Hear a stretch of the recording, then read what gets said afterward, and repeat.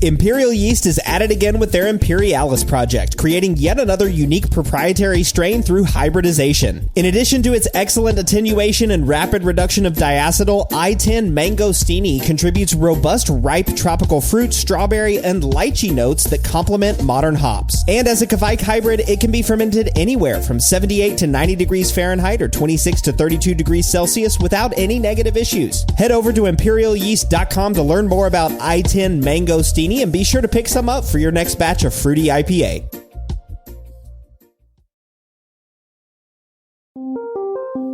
Welcome to the Brew Lab.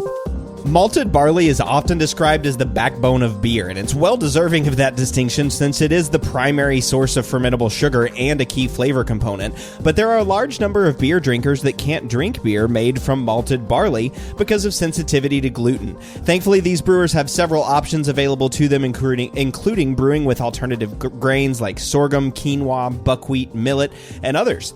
I'm your host, Cade Job, and today I'm back in the lab with my co-host, Jordan Folks, as we talk about last week's episode, the impact of sorghum to quinoa ratios and the protein rest in gluten-reduced brewing. They say that malt is the soul of the beer. I think I've heard that. And, you know, I'm very lucky in that I don't have any sort of gluten intolerance in my body because, man, that would be so hard to give up. I just love classic beers, and malt is a big part of that, be it malted barley or malted wheat, right? I think gluten-free brewing is really exciting, but there's a lot of technical and sensory challenges. And so I'm kind of excited to dive into it with you today because I would love a gluten-free beer to taste just as good, if not better, than a standard barley-based beer, but I've yet to encounter one, so maybe we can change that today. Yeah, I don't know. We'll see. We're going to spend some time today trying through a couple of different gluten-free beers to talk about what we taste and what we sense, how they're made, what ingredients are used, because it is kind of like you said, right? I mean, some of the gluten-free beers, or at least a majority, I would say, of the gluten-free beers that I've tasted, don't taste exactly the same as beer. And that kind of makes sense, right? Wheat bread tastes different than white bread, and, you know, rye bread tastes different, and sourdough tastes different than all these other things. You know, so it's kind of like, it kind of makes sense to me that brewing with something like millet or sorghum or quinoa or buckwheat or any of these alternative grains might taste a little bit different. But if you are gluten-free, you're kind of limited to your options. And of course, a major caveat from last week is that the beers that were brewed by Nazarena Sela had 60% barley malt. They're gluten-reduced, but not gluten-free. There are still interesting takeaways from that study, like the technical issues with using 100% sorghum, or the different sugar profile that was produced from using 100% quinoa. And of course, there are alternative methods like using enzymes and clarifying gels. And so Jordan and I will spend some time talking about all of those today. But the key feature of Nazarena Sela's PhD research was to find a gluten-reduced beer that consumers like and enjoy, which allegedly she did. And so Jordan and I wanted to sample around some of the gluten-free options that are available to us, at least in our local area, and that's what we're going to do. So we'll sample through some gluten-free beers, talk about gluten-reduced brewing, and hopefully share some of our experiences, although I will caveat this again with saying that I'm not a gluten-free or gluten-reduced brewer either, so most of what we talk about today is going to be anecdotal rather than experiential.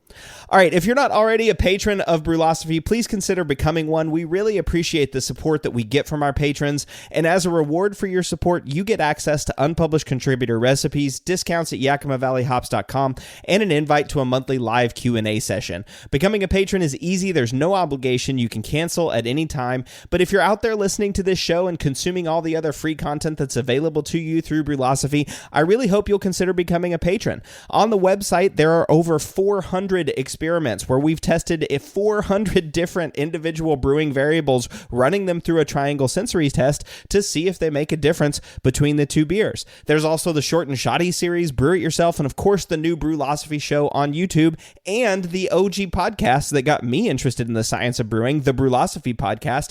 All of this comes to you for free, and we couldn't do it without the support of our patrons. So please head over to patreon.com/Brülosophy to sign up.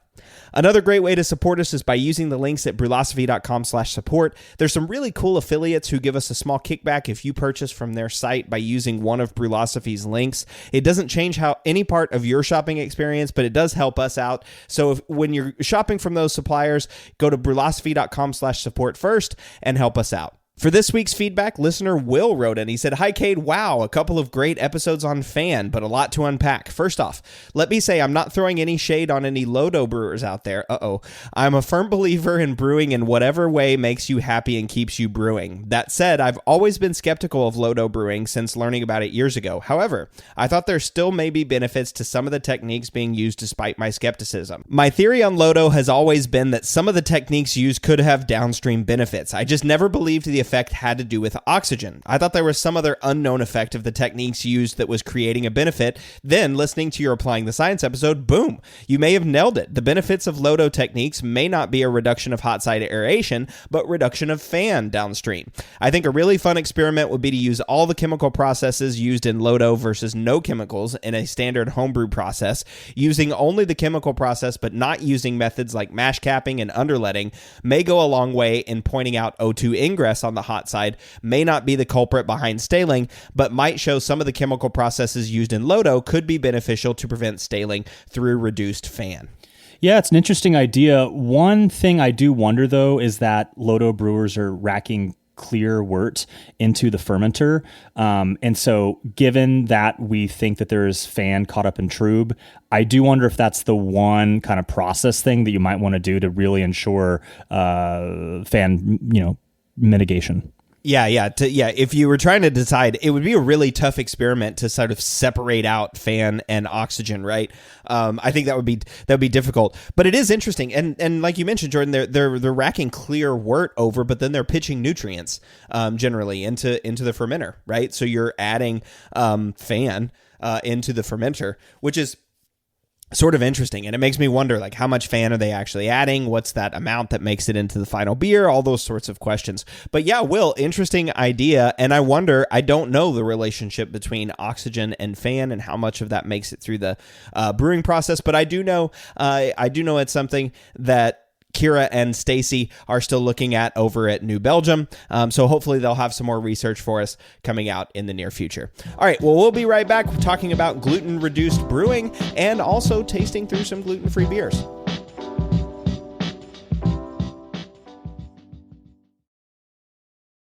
One of the biggest improvements to my brewing practices was the upgrade to stainless steel, and Delta Brewing Systems offers some of the lowest prices on high-quality stainless gear, like the Firm Tank, which holds 8 gallons or 30 liters of wort, comes with a domed lid to reduce the chances of a messy blow-off, and it can hold up to 4 psi of pressure. Delta Brewing Systems also has their own line of brew kettles, as well as one of the lowest-priced all-in-one electric brew systems out there, and their prices are remarkably affordable. If you're in the market for legit stainless gear that won't break the bank, you've got to check out deltabrewingsystems.com.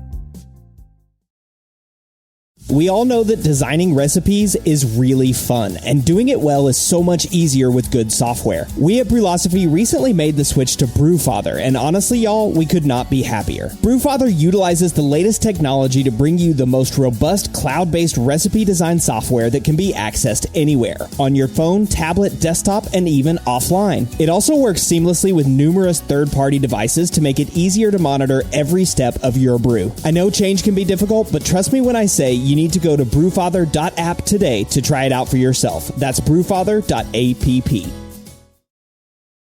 Worried about letting someone else pick out the perfect avocado for your perfect impress them on the third date guacamole? Well, good thing Instacart shoppers are as picky as you are. They find ripe avocados like it's their guac on the line. They are milk expiration date detectives. They bag eggs like the 12 precious pieces of cargo they are. So let Instacart shoppers overthink your groceries so that you can overthink what you'll wear on that third date. Download the Instacart app to get free delivery on your first 3 orders while supplies last. Minimum $10 per order. Additional terms apply. Say goodbye to your credit card rewards. Greedy corporate mega stores, led by Walmart and Target, are pushing for a law in Congress to take away your hard-earned cash back and travel points to line their pockets. The Durbin-Marshall credit card bill would enact harmful credit card routing mandates that would end credit card rewards as we know it. If you love your credit card rewards, tell your lawmakers, hands off my rewards. Tell them to oppose the Durbin-Marshall credit card bill.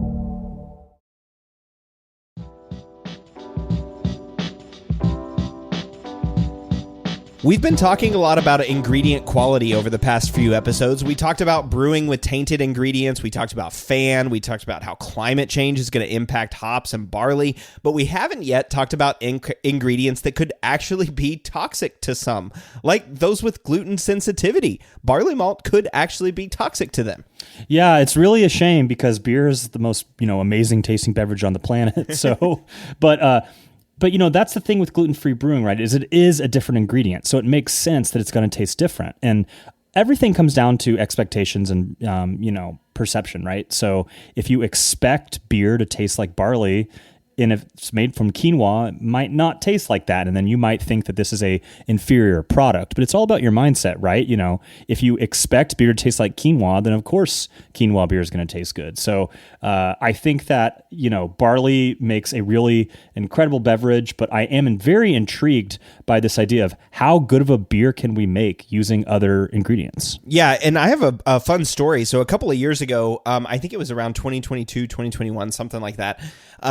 We went up to McMinnville for my birthday, and we were just hanging out, like exploring McMinnville, had some food at a restaurant there, walking around, and we saw this shop that said brewery and donut shop. And I was like, yeah, okay, I'm in. Let's go there. So I walked in and I start drinking the beers, and the beers taste great. And I'm just kind of like, going through. And then the owner of the brewery, I start talking to him about the beers, and he's telling me about some of the stuff that how they're brewing. And we walk back into the brewery. He's showing me all the different brewing equipment and stuff. And then he's showing me like the grains that he put in, and it was like sorghum and millet. And I was like, wait, is this gluten free? And he was like, yeah. The beer's totally gluten-free. The donuts are gluten-free. Everything was gluten-free. And of course, this was JP Beerley, who was a prior guest on the podcast. But it was a really cool experience for me, too, because here I am sitting through drinking some of these beers. And you and I, Jordan, will taste a beer from Beerley Brewing here a little bit later. But I was sitting here tasting this going like, wow, this actually tastes like beer to me. I was sort of blown away, going like, wow, I can't believe this actually tastes like beer. And that was the only time, though, that I've ever had a gluten-free beer that I was like, okay, yeah, this tastes, there's something just a little bit off. Sometimes not off, different. There's something a little bit different, like when you're brewing with millet or buckwheat. Sometimes there's this like astringency that I get. We'll talk about that a little bit later. But that was a really fun experience. You've never had that where you've tasted a gluten-free beer and been like, oh, I'm surprised that this is actually gluten-free. So you're saying you didn't know it was gluten-free going into it, and you were surprised after learning that? I did not know it was gluten-free. It's just a brewery and donut shop that I walked into. I didn't see anything. I didn't notice the signs that said gluten-free or anything. I had no idea. And so drinking the beer, you just thought it was beer and you just drank it and enjoyed it. And it wasn't until after you learned it was gluten-free. Totally. Exactly right. I'm eating a donut right there too, so I've got my donut and my beer. I had a flight. I had tried several different beers. It wasn't like I just had one. I had several of them. Yeah, it was great. It was a fun time. My wife also was there too, so she was trying them, and both of us were like, oh, these beers are fantastic. They taste exactly like regular beers to us. Now, I will say, I think there's a couple of styles that JP makes that lean into the gluten-free ingredients and some of those unique flavors, and that really benefits some of the styles. But the beers that we were trying that day definitely tasted like real beer, like barley beer to me. That's awesome. I'm so excited we get to try one of his today. I've had very few gluten-free beers in my life. So, even gluten-free bread tastes a little different, and so I'm excited we have some different styles to try through today because at the very least I can say I don't think I've ever had a beer not knowing it was gluten-free and then that was revealed and I was like shocked. I think those that I've sampled, it's like, oh yeah, that tastes different. Mm-hmm. Yeah. Yeah. Like I said, I think there's some ingredients, and it depends on the proportions and what you're doing to brew, that make the beers taste a little bit different. But that sort of raises this question, like when you're brewing or when you're making different breads with different flours and stuff, your process has to change. And that's the case when brewing with gluten-free ingredients. And so that was one of the cool things that JP and I spent like the next hour talking about.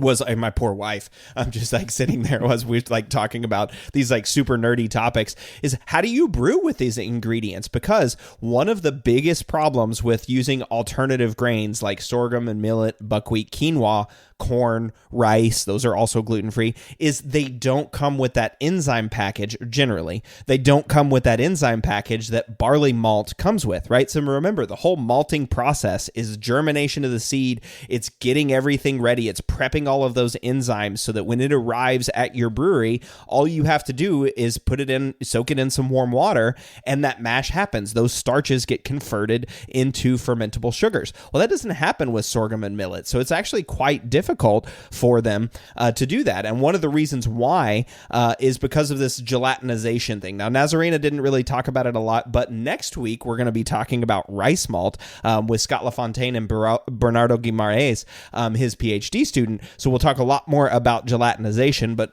long and short is you have to reach a higher temperature to access the starches, which neutralizes those enzymes that they would use to then convert it into fermentable sugars. So that's a difficulty. So you have to do things differently when gluten-free brewing, like using exogenous enzymes. So adding enzymes in, or using malted ingredients like malted rice or malted millet or malted sorghum, those sorts of things which come from specialty malt houses. Now, as far as I know, there's only a couple of specialty malt houses that are actually dedicated gluten-free, because it's, this is also a challenge as well.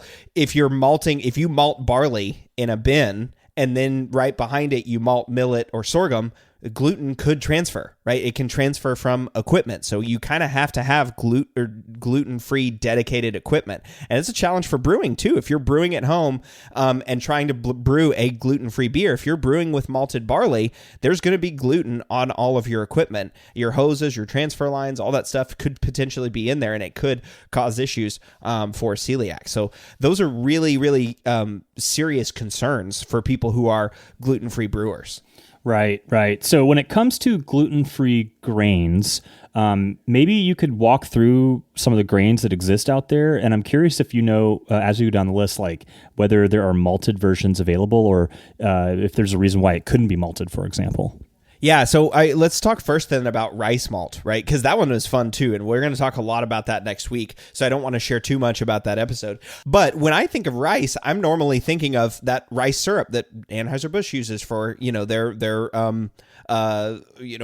American domestic lagers. I'm always thinking about corn syrup versus rice syrup whenever I'm thinking about those. Corn is also a gluten-free ingredient. But these days, more gluten-free brewers are using things like sorghum or malted rice, right? Malted millet. Those grains can be malted. And there's, like I was mentioning earlier, I think there's 3 major malt houses that are dedicated gluten-free, but 2 of them are sort of the big ones. There's Grouse out in Colorado, and then Eckert in California. Those are the 2 gluten-free malt houses. And so, Grouse has all kinds of stuff. I mean, they've got malted millet, they've got buckwheat, they've got specialty malts, they've got all kinds of a range, and Eckert does too. Eckert has, malted millet, malted corn, malted rice, all those sorts of things, and a whole bunch of different, specialty versions of that. Because this is another challenge. We have all this with barley malt. You and I know, Jordan, we spent a lot of episodes talking about this. Pilsner malt, it's not just like one malted barley, right? There's Pilsner, there's Pale, there's Vienna, there's Munich 1, Munich 2, all the different crystals, all of those, light to dark range in malted barley. Can you have those same things in gluten-free grains? And that's kind of what these 2 malt houses have been trying to do, is really expand that flavor category. Right. So maybe starting with rice, as I understand, there's various varieties of rice, right? So I guess there's some, things you can play around with there. I guess a white rice and a jasmine rice or something like that might give you different flavor characteristics. Do you know much about that? Like whether different like gluten-free brewers prefer one type of rice versus another?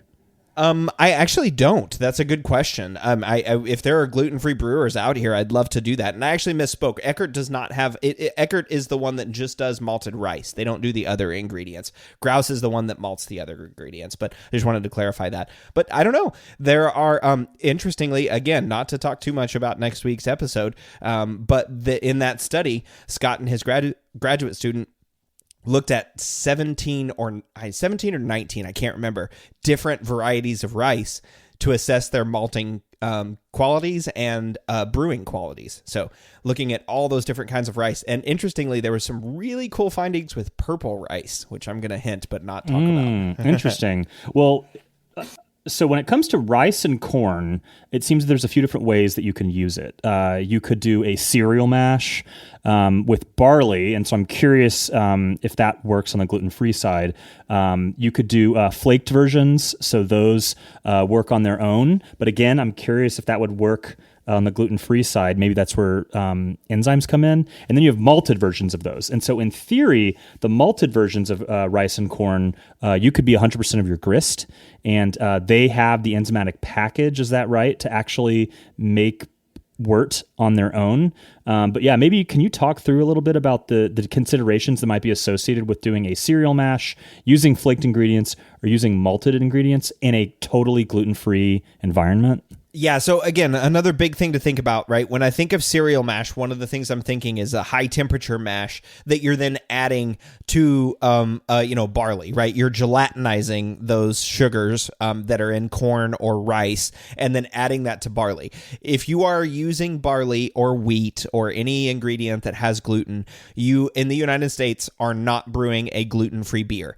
And for people with celiac disease, this is a very important distinction because it doesn't matter what you do with it downstream. If you use barley or wheat in the beer, it will have or can have gluten that is sensitive to celiacs. So that's a really, really big thing to keep in mind, especially if you're trying to help out, a friend or trying to brew something for somebody that you know is celiac that can't drink beer, and you're trying to, brew them a gluten-free beer on your equipment. If you use barley or wheat in your beer, it will not be safe for them to consume, or you shouldn't serve it to them, at least without warning them and telling them that you used barley. Now, there are some options like enzymes that we'll talk about in a little bit, but that's kind of a big takeaway. So, but I'm confused about the cereal mash component in a gluten-free brew still, because a traditional barley-based cereal mash is you use like 10% of your main barley grist, you add that to your, corn or rice, and that little bit of standard barley provides the enzymatic package, right, for the cereal cooking process. Then you add that back to your main mash. But if you're doing this process and we don't have barley in the first place, how do we do this? Does sorghum have it, or do you have to have a malted sorghum, or how does this work? So this is a problem, right? And what I remember, so I'll talk a little bit about JP Beerley and his process. From what I remember, they have to raise that sorghum and millet up to the highest a temperature to gelatinize, and then they have to add enzymes back to it. So using exogenous enzymes, remember we talked about this with Shilpi Halapane. Exogenous enzymes means those that aren't present in the grain, and so those have to be added back in. So yeah, it's just like adding ALDC or adding some amyloglucosidase, something like that. If you're making a brewed IPA, adding those enzymes into your mash then adds the amylase and alpha and beta amylase back. So then you get your fermented wort. So if you did a cereal mash and you used enzymes because you don't have barley, and that's all you were using, there was no main mash to add it back to, are you done? Yeah, sort of. Yeah, exactly. It's kind of like gelatinizing your sugars, then add in the enzymes, and then wait until it's finished, and then transfer it off and boil it, just like you would normally do with a mash.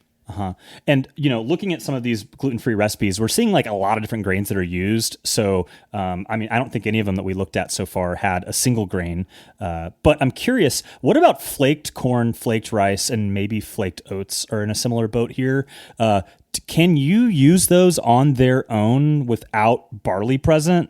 like in a non-gluten-free beer, or would that fall into the same issue of like there's no, enzymatic activity to actually convert them if you had a mash of 100% flaked corn, for example? I don't know. Yeah, so my understanding with the flaked stuff, flaked corn, flaked rice, flaked oats, is essentially all you've done there is you've already done the gelatinization process. So that avoids the cereal mash step. That avoids getting it up to, above like 80, 85 Celsius to gelatinize those sugars. That's already been done through the heat rollers. So when it's rolled and flaked, it's through a hot roller that gelatinizes those starches. So then the starches are available for the enzymes. But that's the key. It's not fermentable sugars yet. It's still starches. So that's why you can add flaked rice, flaked oats, flaked corn to your mash, right? And then a barley mash. To a barley mash. Yeah, that's right. So if you were just to steep flaked rice, flaked oats, flaked corn, it would just end up looking like your cereal, right? It would be like thick and gummy and soupy and wouldn't really have any,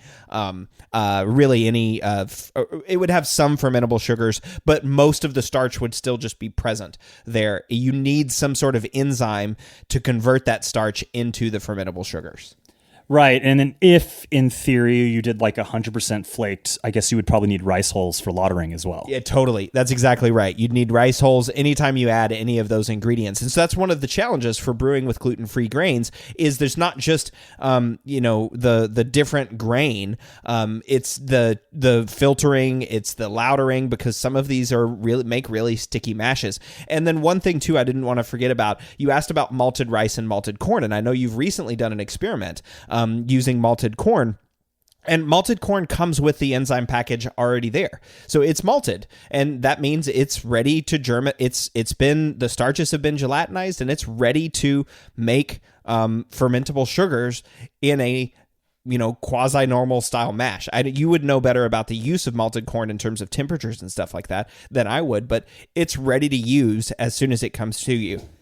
Yeah, so I'm curious about malted corn and malted rice in terms of like a one-for-one replacement for barley, because I think that what I read was that they actually have a fairly low points per gallon, or PPG, I forget what that stands for, but the amount of extractable sugar you're supposed to get out of a pound of these products, I believe, is actually quite lower than what you get out of rice. I'm sorry, what you would get out of barley. So you actually might need to overcompensate and use more of that on a per pound basis to get the same amount of sugars that you would get from barley. Have you heard that? Yeah, I have heard that. And again, to tease next week's episode, I think you'll find some of the interesting information about that with rice malt next week. I will say that, yes, that there is that rumor out there, but there may be, you may actually be able to get the same extract potential out of rice malts, depending on the variety that's used, right? All this is going to depend in the same way that it depends on barley. It's all going to depend on the variety that you use, the malting specifications, and in barley, we're just going to look at our certificate of analysis and say, okay, this is the extract that I should expect to get out of this bag of barley, based on the variety, based on the malting conditions, all that stuff.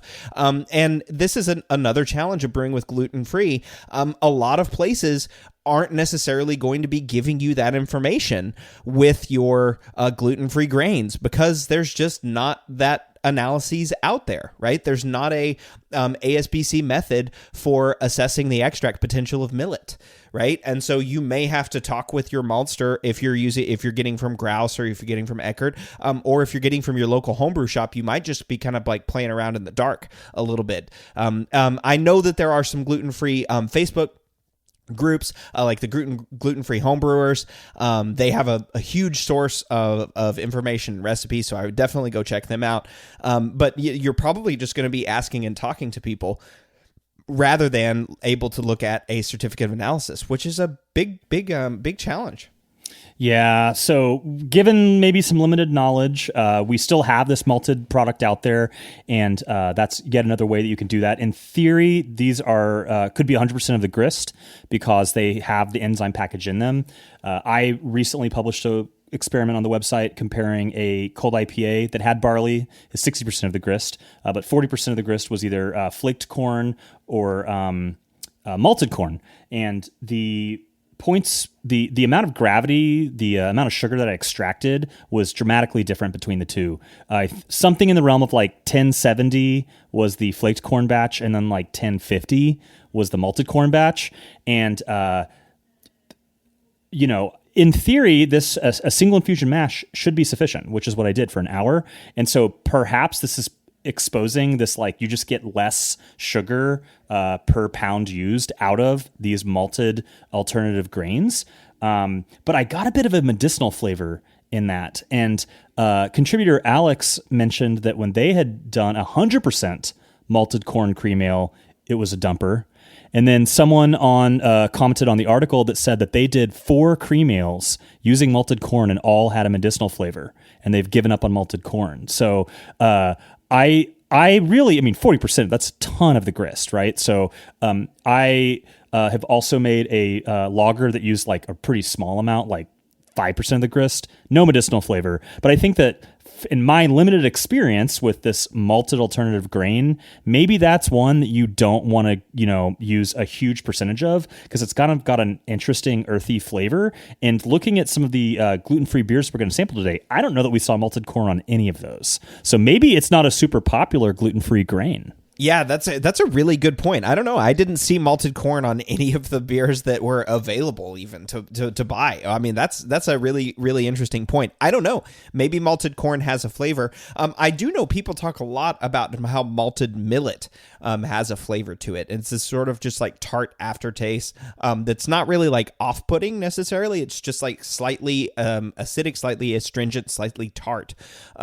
Is kind of the best way that I've heard people describe it, or that I've tasted it myself, and that millet has that. But again, I kind of go back to where I started the show talking about, like, sourdough bread tastes different than white bread, tastes different than wheat bread, tastes different than rye.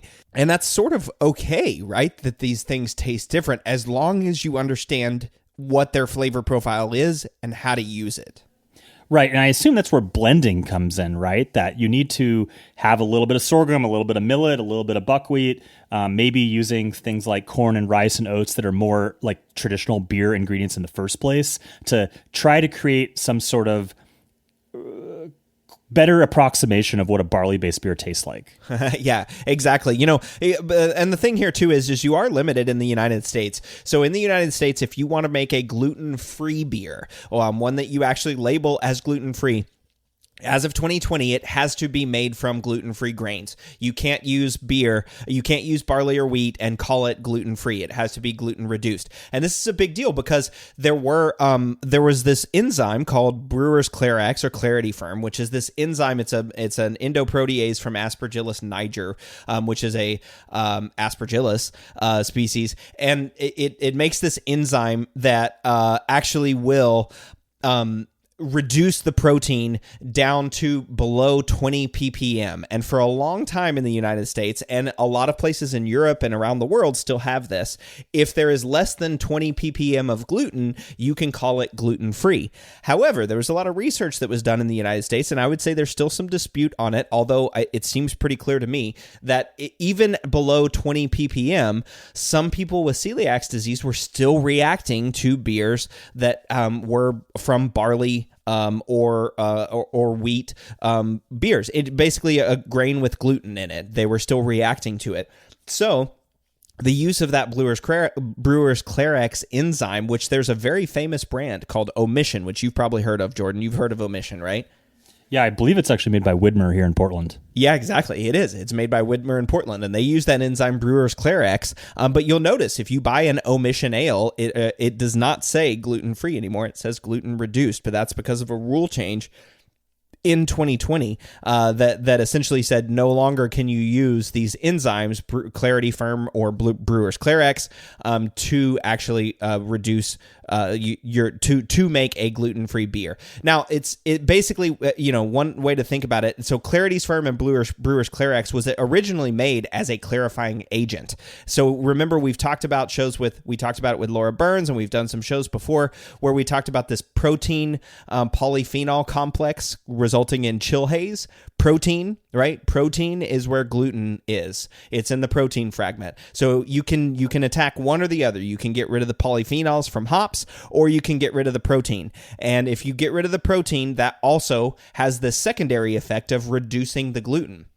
And that's where Clarity Firm and Brewers Clarex came in. It attacks the protein precipitates, drops out of solution, and you have this bright, brilliantly clear beer. Somebody somewhere started doing some tests and said, hey, it also reduced the gluten below 20 ppm, which is the standard, so we can now make gluten-free beer. Thus, Omission was born, and they have that brand. But to be very clear, using Brewers Clarex or using Clarity Firm, you cannot call that gluten-free, and if you are doing that as a home brewer, you should be very careful about serving that to anyone that has celiacs, because they could still react to that. So enzymes are a way to make gluten-free beer, or are a way to make gluten-reduced beer. The only way to make gluten-free beer is to use gluten-free grains. Although there is this other approach, which I don't think would be necessarily safe at the homebrew level unless you are very comfortable filtering, or if you have a centrifuge, which would be like crazy. I don't know any homebrewers that actually have a centrifuge,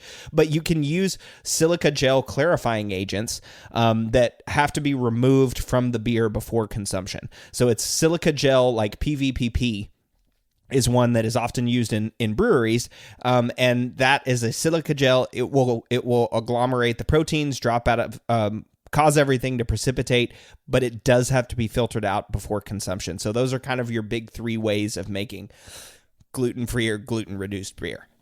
Oh, okay. So the silica gel is a way, like the Clarity Firm, is a way to filter out the gluten stuff to make it a gluten-reduced, right? Yeah, exactly. Yeah, it's basically you're adding the clarifying. It's binding to the protein, binding to the gluten, and causing it to drop out of solution. Is Biofine the same thing as a silica gel? No, Biofine is different. It works differently. The silica gel is actually like it's actually a silica gel, like you've seen and when you buy a new pair of shoes and it has the little pack of silica gels in there, it's like that. Essentially, it's a plastic silica gel that you put into the beer. And some breweries use it, but you do have to centrifuge or filter it out to get it out. You can't have silica gel in the finished product. Right, because it's like plastic. Yeah.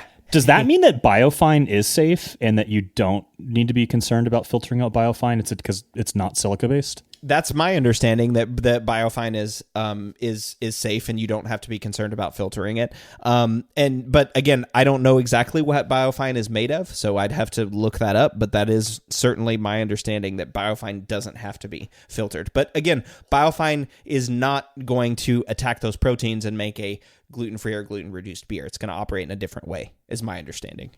What about gelatin? Any knowledge there? I don't know. That would be cool to find out. Maybe we should look that up and see what we can find. Well, that's a bunch of different ways about how to make gluten-free beer. And again, Jordan and I don't have a lot of personal experience brewing gluten-free or gluten-reduced beers, but we have heard some things. We're able to talk about different grains and what those would do to your brews. So now, Jordan, I want to taste through some gluten-free beers and see what they taste like and see what we like. So let's take a break, and then we'll be right back doing that.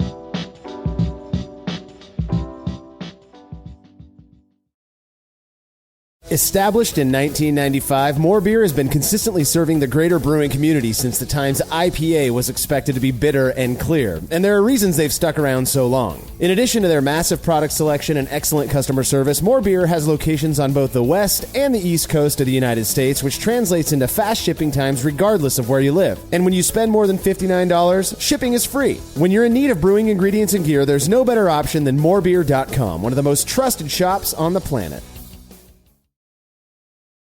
Worried about letting someone else pick out the perfect avocado for your perfect impress them on the third date guacamole? Well, good thing Instacart shoppers are as picky as you are. They find ripe avocados like it's their guac on the line. They are milk expiration date detectives. They bag eggs like the 12 precious pieces of cargo they are. So let Instacart shoppers overthink your groceries so that you can overthink what you'll wear on that third date. Download the Instacart app to get free delivery on your first 3 orders while supplies last. Minimum $10 per order. Additional terms apply. Say goodbye to your credit card rewards. Greedy corporate mega stores, led by Walmart and Target, are pushing for a law in Congress to take away your hard-earned cash back and travel points to line their pockets. The Durbin-Marshall credit card bill would enact harmful credit card routing mandates that would end credit card rewards as we know it. If you love your credit card rewards, tell your lawmakers, hands off my rewards. Tell them to oppose the Durbin-Marshall credit card bill. As humans, we're naturally driven by the search for better. But when it comes to hiring, the best way to search for a candidate isn't to search at all. Don't search, match with Indeed. When I was looking to hire someone, it was so slow and overwhelming. I wish I had used Indeed. If you need to hire, you need Indeed. Indeed is your matching and hiring platform with over 350 million global monthly visitors, according to Indeed data, and a matching engine that helps you find quality candidates fast. Ditch the busy work. Use Indeed for scheduling, screening, and messaging so you can connect with candidates faster. And Indeed doesn't just help you hire faster. 93% of employers agree Indeed delivers the highest quality matches compared to other job sites, according to a recent Indeed survey. And listeners of this show will get a $75 sponsored job credit to get your jobs more visibility at Indeed.com/podcast. That's Indeed.com/podcast. Terms and conditions apply.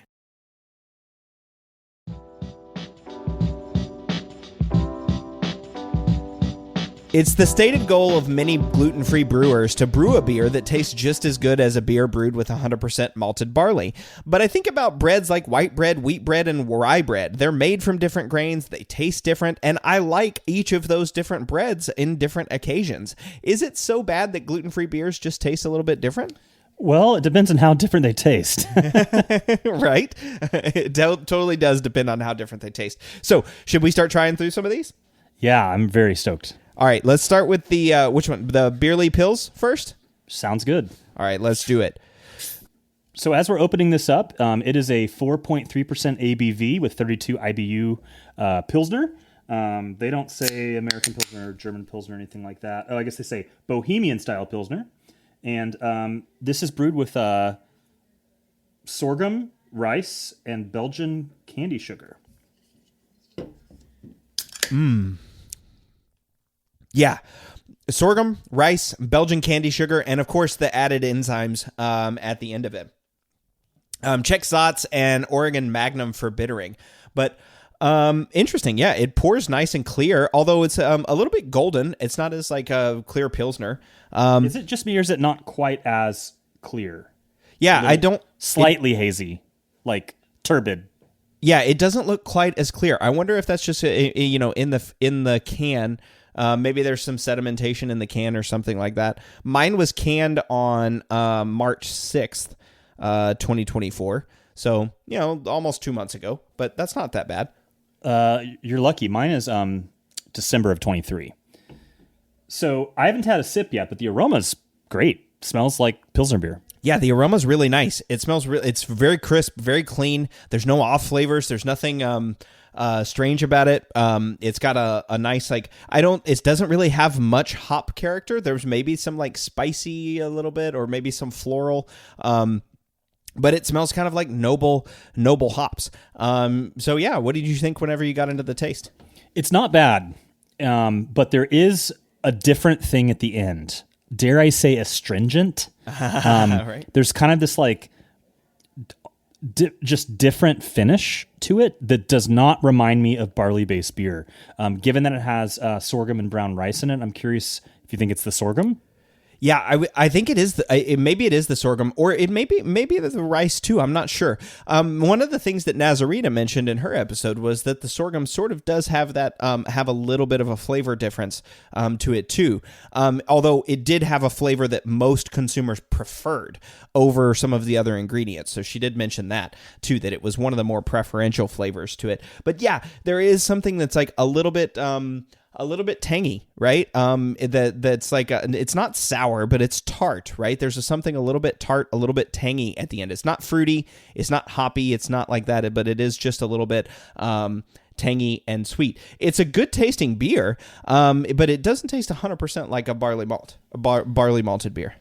Yeah, it's pretty good. And if I was gluten-free, I would probably buy this. Oh yeah. It's a little bitter, and I don't think it's from the hops. Like obviously there's 32 IBUs with Czech Sots and Oregon Magnum for bittering, so there is some bitterness there from the hops. But I think that the gluten-free brew is adding just a little bit of lingering bitterness that I just don't get from barley-based beers.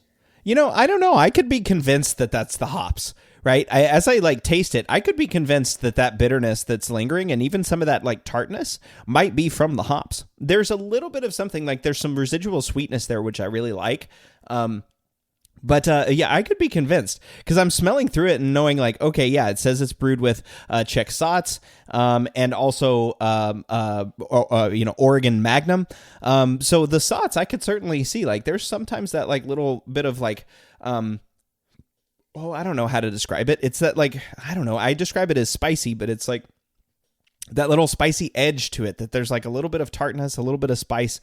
And I could be convinced that it's the hops. Yeah, but there's just this kind of lingering thing on my tongue, and it's, dare I say, astringent, and it's not something I've experienced with hops before. But overall, I mean, this is really impressive. This is I think this is the best gluten-free beer I've ever had.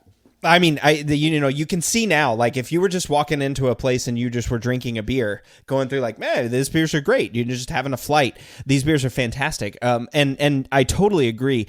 It's a really, really great crushable beer. If I was sitting outside on a patio in the summer drinking this thing, which is when my birthday is, I would love this beer. I'd be like, yeah, this is fantastic. It's crushable. It's nice. It's drinkable. And so, yeah, way to go, JP, Beerly, and team. Well, you know what it doesn't have? What's that? Head. You didn't pour yours out into a glass. I'm in the can, but I did pour a little bit, but not. I'm drinking mostly from the can. I'm using a what do they call it? Tiku glass, and it looks like a cider. It just the little bit of head that's created from carbonation just coming out of solution instantly dissipates, which we didn't talk about in the last segment, but I gather that is another downside to brewing gluten-free beers. And in fact, I believe your guest in the last episode even talked about how that's such an important experience in beer, and gluten-free brewing makes that challenging. Exactly. That's totally right. And think about, removing the proteins, right? Because you're removing gluten and that stuff. So yeah, the protein is going to be a big part of the foam that you're adding there. So yeah, that's interesting. Interesting that it pours without head. And I do think that's a challenge. That is something that Nazarena Sela mentioned in the last episode. That she had some challenges finding the right balance that had the right amount of head. Now, of course, she was brewing again with 60% barley malt. So again, this is 100% gluten-free in a dedicated gluten-free brewery. So there is no barley malt or rye or wheat or anything like that would help with the head. But what about that hop product that helps with head formation retention? Would that help in a gluten-free beer, or doesn't matter because of the protein stuff? Yeah, that's a good question. I don't know. You would still need that that polyphenol protein complex. So I don't know if that hop product actually adds it, or if it just adds some additional, does it add proteins too, or does it just add does it add proteins, or does it just add the polyphenols from the hops? I don't know. I'd have to ask Jeff Daly. Maybe if he's listening to this episode, he can shoot us an email and I'll read it in through feedback. And what hop product is that? Is that Flex, or what is that? Yeah, it's called Tetra Hop Gold, which is it's a bittering component, but it also adds a little bit of stable haze, stable foam. And so we use that at Blue Owl for sour beers in terms for increasing our foam. So yeah, maybe there's an opportunity to do a little bit of that here as well in gluten-free brewing. Use some of the Tetra. So. Well, cool. All right, JP, Beerly, great job with the Felix Pilsner there. So which one should we try next? I've got Evasion Hopforia IPA. You want to go with that one? Sure, yeah. It'll be exciting to see a different beer style, right? Because a lager, there's nothing to hide behind. And I think that they did a good job with the lager fermentation on that one. But it'll be fun to see what this is like in a super hop-forward package, because maybe with all those hops, you wouldn't even know there's barley missing. Yeah, exactly. And so this one from Hopforia is 6.1% ABV, 50 IBUs, so it's going to be a lot more bitter. And it says it's our flagship IPA, a blend of Mosaic and Citra hops add euphoric, tropical, and citrus notes to this well-balanced IPA. The search for a good gluten-free IPA is over. Of course. And so, of course, they also say that it's brewed in a dedicated gluten-free facility in McMinnville, Oregon, and they use water, millet, rice, buckwheat, certified gluten-free oats, hops, and yeast. And a quick clarification, I think it's actually Evasion Brewing. Oh, and shoot. The brand is Hopforia. Yeah. That's exactly right. I got that backwards. Evasion Brewing is the brewing company, and Hopforia IPA is the brand. Yeah, so 6.1%. What do you think? What are your thoughts so far? I haven't opened it yet, so let's get into it. And I got to say, this is crazy. We have 2 gluten-free breweries in McMinnville, Oregon. What is going on over there? Yeah, right. And I mean, there's a couple more in Portland, too. These breweries are like right next to each other. Whoa, right off the bat, way more head. This is nice. Looks like normal beer in that regard. Let's see if it dissipates, but we know that hops can improve head formation and retention. And this is looking a lot more like a normal beer. That's pretty cool. Holy moly. Oh, man. Smell that thing. Do you get a smell of that? It smells amazing. They're saying Citra Mosaic, Yeah. Maybe the best hop combo in IPA history, in my opinion. Yeah, right? I mean, number 1 and number 2, for sure. Yeah, we talked about that before, right? on other episodes. But yeah, wow. I mean, the hoppy aroma on this one. Ooh, it just punches you in the face. I mean, of course, we just went from a lager, right, to an IPA. So, but the hop character on this is incredible. It's got a great smell. I get Citra. I get all that nice citrus. I get the Mosaic too, and the Mosaic here smells really nice to me too. Sometimes I get like sweaty armpit from Mosaic, but this to me is nice and fruity and bright, and wow, it smells really nice. I do think there's something underneath it though, in terms of the aroma, that's not normal. Not that it's bad, but it's just I'm guessing the millet or the buckwheat. It's giving some sort of aromatic compound that we're not used to with barley. Interesting. Yeah, I don't know. I'm just getting so much hops. I'm not getting really any barley flavor or like any sort of like malt flavor. I guess I'm not really finding that like what I would normally find in an IPA. I guess I would normally find some like, biscuit or toasty notes or something like that. That's just like slightly there. I don't get that in this one. But wow, the flavor is really, really nice. I mean, this thing tastes almost exactly like an IPA. It's a little bit thinner on the body than I would like. Like there's something like that's it's crisp, but it dissipates off the palate really quick. It doesn't sort of have that long lasting big finish that I expect from like a barley beer or an IPA. But man, overall, really nice, crushable IPA there. And I see you're drinking from a can. Do you have a glass next to you? I'm curious if you get the same sensation out of the glass. I actually do have a glass right here next to me, so let me pour this into a glass and see what I've got here. Okay. Oh, yeah, wow, there's that head. Yeah, that head was really nice. It poured really well. It does dissipate, but it forms, unlike the Beerly, which didn't. Yeah, I was about to say that. It did dissipate really quickly because I've already got a collar, right? It's already faded down to a collar. I'm giving it a smell. No, man, it just smells like Citra and Mosaic to me. It smells really good. Nope. And in the taste, no. Tastes nice. Tastes refreshing. Okay. I don't get anything under it. I'm wondering if we have the same can date. I don't have a can date on mine. I wonder how old this is. You're saying that it tastes like barley beer. This tastes totally unlike barley-based beer to me. Really? Oh, man. Absolutely night and day. And I don't like it. Wow. We're having a totally different experience. Yeah. So mine has on the package, it says D package. It's like above the hop graphic up there at the top. There's like D package and it says 125.24 on mine. It's like right above the little hop. Do you have it? No, it's a smudge. It's smudged. I can't read it. Smudged. But man, because mine is great. Like I mean, look at that. It looks great. It's like nice and clear. It's got all the hop aroma that I expect. I don't get that like toasted sort of or like biscuity note that I usually get from a barley-based IPA. But man, that's crushable. I wish I had your can in front of me because this is very medicinal. It's medicinal. It's not good. Wow. But I don't know if that's an expectation thing that I haven't had a lot of gluten-free beers and a gluten-free person be like, what are you talking about? This is the best IPA I've ever had. But this is, at the very least, it's different. And it does not taste like a barley-based beer.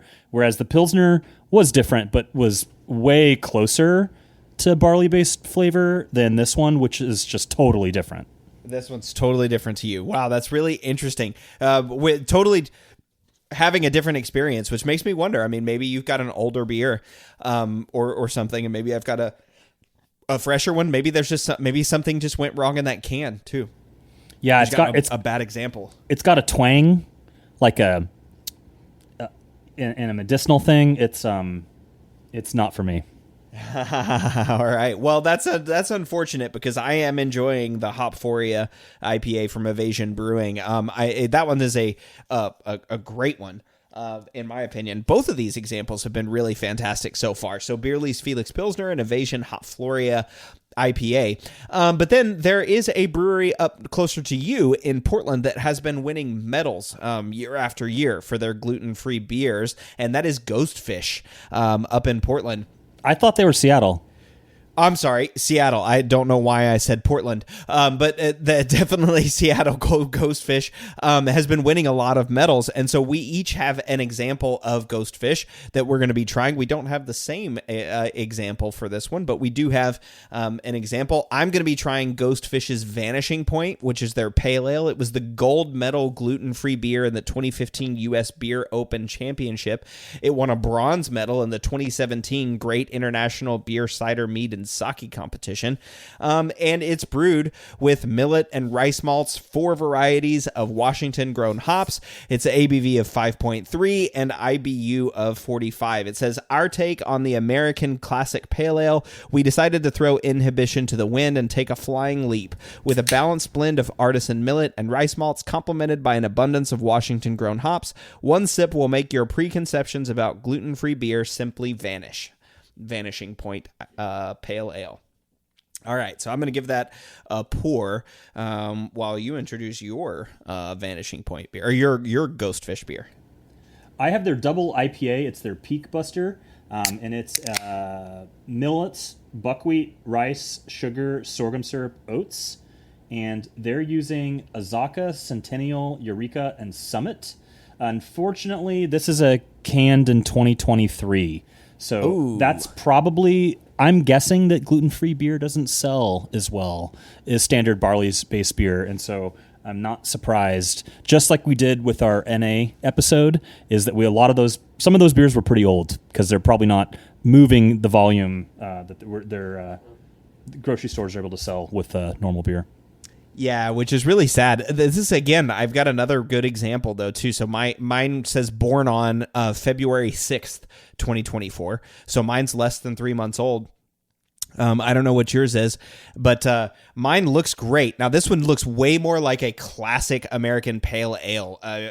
It got that amber-ish color. It's not like totally golden. It's amber. It had a nice like cap of foam on it that poured really nice, and the foam is sticking around on this one. It's not a thick head of foam, but it is sticking around. And on this, I've got all those caramel notes. You know, an old school pale ale, I mean caramel. I don't mean like toasted biscuit from Munich. I mean, this is that caramel that is in Sierra Nevada's pale ale. You know, whenever you smell Sierra Nevada's pale ale. And actually, as I smell through this, it smells a lot like Sierra Nevada's pale ale, that classic, like the green can pale ale. I'm interested if it tastes the same. Yeah, please let me know. I'm so jealous because mine's like 7 months old. Man, I think I don't know where you went to get your beers, but I might have had a better supplier. Oh, interesting. So this one, I don't know if you've had this before, but when Sierra Nevada gets a little bit old, it starts to taste a little bit fruitcakey. Have you had this? Where it's like a little bit sweet, not as hop forward. Not experienced enough with old Sierra Nevada to.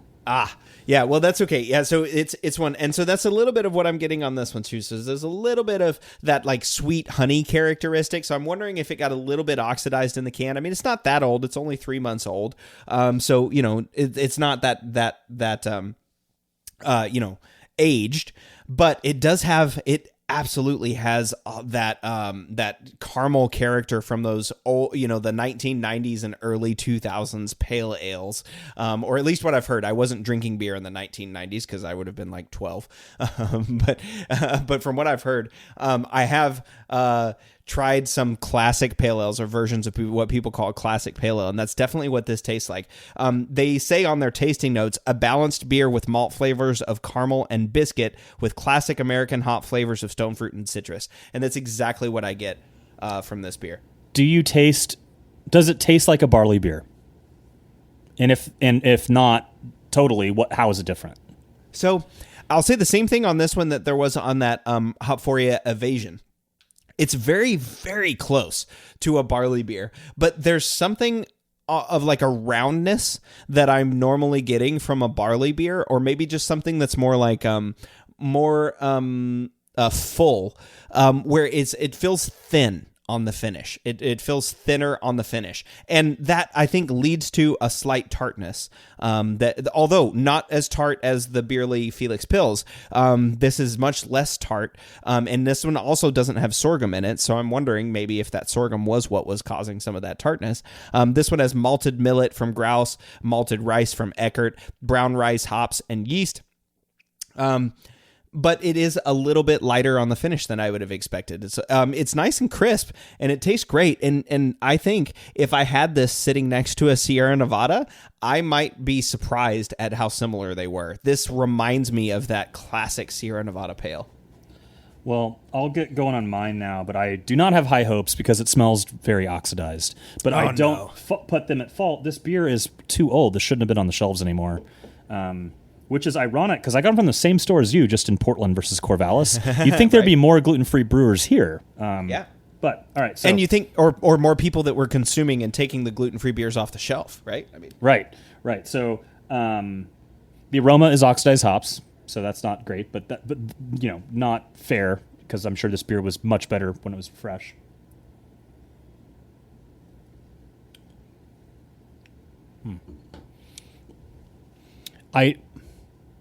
The flavor is much more in line with barley-based beer than the Evasion Hopforia was for me.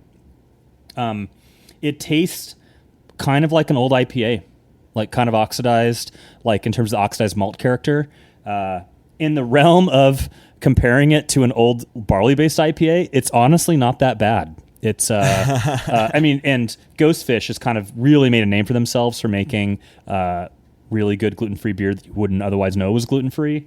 And I'm impressed, and I wish it was fresh because it's not really, it's pretty close, but it's so old that, that's the comparison is old beer. Yeah. Well, hey, I mean, that's an interesting comparison, right? It's that it's old beer, that's what you're comparing it to, and not like, oh yeah, this is totally different, or it's totally oxidized, or there's this weird off flavor that I don't normally have in barley beers that's associated with the malt. But man, I'm just going back and forth between that Hopforia and the Vanishing Point, the Evasion and the Ghostfish, and I could crush each of these. I mean, if you served me these beers in a bar and just said, here you go, here's an IPA, here's a pale ale, I wouldn't complain. I would be like, yeah, great, tastes good, awesome, thank you for that. Hey, I would never know that these were barley or that these were gluten-free beers. Well, and given that my Evasion was so bad and yours was so good, I also wonder if there's some differences in gluten-free beers related to their shelf stability as it relates to warm-cold cycling. Do you know? Oh, maybe. I have no idea. That would be an interesting thing to look into. I don't know. Because if maybe they store warm more poorly than barley-based beers. And if it sat in a warehouse warm for a long time, maybe that's why I'm getting that medicinal. Yeah, I mean, it's possible. Maybe that's exactly why. I don't know. Maybe they did sit warm for a little bit longer. Well, we have one more to share, and so this one is from Portland, right? Mutantis is in Portland. I've never heard of them before. Oh, let's see. Yep, Portland, Oregon. Actually, somewhat close to you, I think. Yeah, maybe a little bit north of you, but this is Mutantis Brewing, and so we have their Buckwheat Stout 3, Kiss of Shadows. And this has got water, grouse malted buckwheat, Eckert malted rice, grouse malted millet, hops, vanilla, and gluten-free dry yeast, vegan and soy-free. Oh, the gluten-free dry yeast, that was also something that we didn't mention before. You have to be careful about liquid yeast or dry yeast because it might be packaged with a little bit of wort, barley wort, and that would make it not gluten-free if it's packaged in that way, right? Yeast needs that nutrient. So this is Mutantis, Mutantis Cult Brewery. And again, this is their buckwheat stout. Now, I don't have a package date on mine, but I'm going to assume, since the other ones were pretty fresh, that mine is also fresh. I really like the can art on this, too. It's really cool. They're Mutantis Cult Brewery. There's like a little eyeball with two eyeballs, and one of them has a hop in the eyeball, which is pretty cool. So, all right, let's give this a crack and pour. The head formation and retention is the best so far. And it's a dark beer. Looks like a dark beer. So in terms of visual, it checks out. Totally. Wow. Yeah, that head retention is amazing. Look at that. That's like full-on Guinness, creamy, thick brown head. Dude, yeah. The aroma's really good. Give that a sniff. Oh, my goodness. Wow. Yeah, roasted. It smells like roasted barley. It smells great. It smells like a really nice stout. Maybe that vanilla's adding a little bit of the aroma there. Wow. Oh, man. It's got a little bit of that like prune character to it, too, or like that dark roasted caramel. It smells sweet, but in a good way. Yeah, it smells sweet, but in a good way. Man, there's a little bit of cherry to it, too. I know there's not cherry in there, but that's what I'm getting like. I'm getting like roasted and coffee and roasted cherries. I mean, we're comparing apples and oranges or pilsners and stouts here, but this is the best aroma so far, I think. Yeah, all right, well, let's give it a taste. Wow. Oh, man. That's pretty damn good. Yep. It's thinner than you would expect, I think, for a stout with, what's the ABV? 6% ABV. So it's thinner, I think, but not like too crazy thin to the point where it's gross. But the vanilla, I think, is actually a nice touch. It helps round out the bit of the mouthfeel, the perception of fullness. And it's not like overwhelming, like an artificial vanilla flavor by any means. This is my favorite. The Pilsner maybe being number 2. I think that other than it being thinner than you might expect from an American stout, it is pretty darn close to barley tasting beer. Yeah, pretty darn close. And so this is what I was talking about whenever I've been talking about the evasion and also the vanishing point, the ghost fish. This is what I was talking about, that it's like just a little bit thinner. That's what I've been trying to describe on those other 2 beers. They've been great examples of IPA and a pale ale, and now a great example of a stout. Wow, that's a crushable beer. It's really good. Yeah. I'm really blown away. I didn't know you could make a gluten-free beer like this, but I kind of wonder if the vanilla also serves to trick your palate into not noticing any sort of twang or, quote, off flavor that might exist relative to a barley-based beer, that collectively they've created a package here that it's really hiding any, quote, gluten-free flaws that may exist when barley beer is your baseline. Yeah, totally. I mean, this is, this tastes almost exactly like a beer, except that it's just a little bit thin. If it had a little bit more body to it, I would again say that, like, okay, yeah, this is a fantastic stout. And again, I'm gonna backtrack a little bit too, and I'm gonna say, like, again, if you served me this beer and said, here's a stout, try it, and didn't tell me it was gluten free, I would say, this is great. This is a very good example. Awesome. This is a really good stout. Thank you for sharing this with me. I would never know that this was gluten free unless you told me. Right. I might say it's a little thin, but otherwise it's good. And so they've really tricked me here. This is really impressive. And then the head retention is probably the best too. Yeah, the head retention is great. I mean, I've still got that, like, what I call that Guinness collar that's on there. You know, it's sticking around. It's nice and tan. Looks great. We've even got some lacing on the glass on this one, which is pretty cool as I'm doing that. So, wow, 4 fantastic examples of gluten-free beer. For me, again, I think you might have had some older beers, which is kind of unfortunate. Those two, the 2 beers that you got that weren't all that great, hopefully were more a reflection of the date on which they were produced and the age rather than their quality. Because I loved all 4 of those beers: the the Beerly Pilsner, the Evasion Hopforia, Ghostfish Vanishing Point, and the Mutantis Buckwheat Stout. So that's all I have, but you have one more up your sleeve that's totally different than these in a very critical way. And it's crazy they didn't have it at the grocery store when I was there, because this one's made right down the street from me. Yeah, exactly. And so I did want to try the Omission. I wanted to know, like, what does it taste like? How does it, because this is a beer that is brewed from barley malt, barley and wheat, and uses the enzyme. So here we go. So in this one, I've got Omission's Ultimate IPA. And so from the Omission website, they say that their beers are brewed in a 5-step process. They use barley, wheat, hops, and yeast. They do normal fermentation. That's step 2. They add the enzyme, Brewer's Clarex, at the end of fermentation. Then they package. And finally, they do a gluten test to ensure that the beer is below 20 ppm. So again, this is gluten-reduced beer. And it actually says that on here. It says gluten-reduced.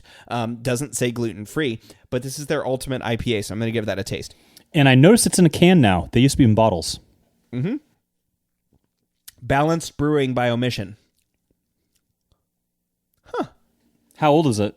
Packaged on December 8, 23. So this is the oldest version of what I have. And yeah, I would say it tastes the oldest too. It's not quite as hoppy as that Euphoria, the hop forward IPA. I think I like that one a little bit better. But wow, surprising that this is, it tastes very similar. Also that like thin body that I've been saying is the problem of the, not, barley based malt. This is a barley based beer and it tastes a little thin. It doesn't have that rounded finish that I would have expected from a barley beer. Well, it's only a 4.5 ABV, so I guess it's a session IPA.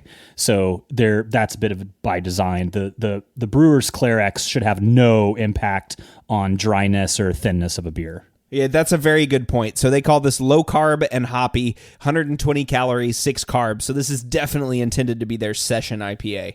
Oh, it's a low carb beer. No wonder Yeah. It's thin. That's kind of the whole thing. Yeah, exactly. 4.5 ABV. So yeah, this is intended to be their more sessionable IPA. But the hop aroma is higher in that Hopforia. I mean, smelling through that Hopforia, I've still got all that citrus and mosaic, and even the Vanishing Point has more hop aroma. Yeah, than the Ultimate IPA. Good beer though. The Ultimate IPA is one that I could certainly crush. I would call it, it's a session IPA for sure. Sessionable and drinkable. Also, probably the biggest brew. Widmer's system is massive. Yeah. And there's no way these other little microbreweries that are making gluten-free beer in McMinnville are, coming even close to their, maybe even their pilot system. So there's probably some functions of scale there too. Sure. And maybe that's why they're getting it a little bit more crisp, a little bit more crushable. Something like I guess I would say this is kind of like a Mick Ultra with hops in it. It's kind of what it tastes like to me. But yeah, so another really good example of a gluten-reduced beer. But man, I am impressed. Every time I drink through these gluten-free beers, I'm always amazed that they taste as good as they do. So it sounds like you were shocked a little bit too, although a couple of stinkers, but shocked in terms of your experience too, Jordan. Right, and I wish that we were at the brewery and could try these fresh. We'll have to meet up in McMinnville sometime and check a couple of these ones out, because it's just not fair to judge any beer when it's super old in a can. No, it's really not. And that really is unfortunate that you got those two, especially the hoppy ones that were, aged That's just really not fair because that hop aroma is going to go downhill the longer that it ages. But heck yeah, I'll meet you up in McMinnville and we'll try some gluten-free beers. That sounds like a plan. Yeah, man, we'll have to hit up a Gold Dot while we're there as well. Get some lager. For sure. Yeah, we would definitely. It sounds like a day, so let's do it. All right. Well, Jordan, thanks again for trying those beers with me. We will be back in 2 weeks with our next Applying the Science episode. See y'all then. The Brew Lab is a production of Brülosophy, where they who drink beer think beer. Don't forget to visit Brülosophy.com to read about our weekly experiments and other brewing adventures, and listen to us talk about it on our other show, the Brülosophy Podcast. Thanks to all of our sponsors and patrons that help make this show possible. If you'd like to receive a reward for helping us do what we do, visit patreon.com/Brülosophy to see how you can do just that. Thanks so much for listening. We'll be back in the Brew Lab with another guest next week. Until then, think beer.